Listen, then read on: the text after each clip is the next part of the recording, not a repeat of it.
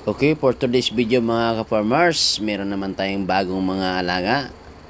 Dalawang pares, kakaktil at saka lovebird na green. So, welcome home.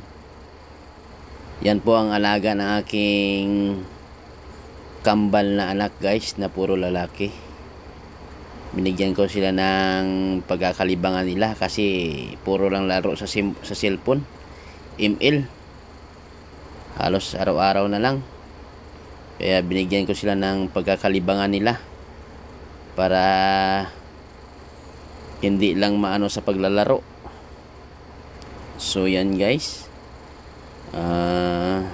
sana maparami nila yan para balang araw dadami na.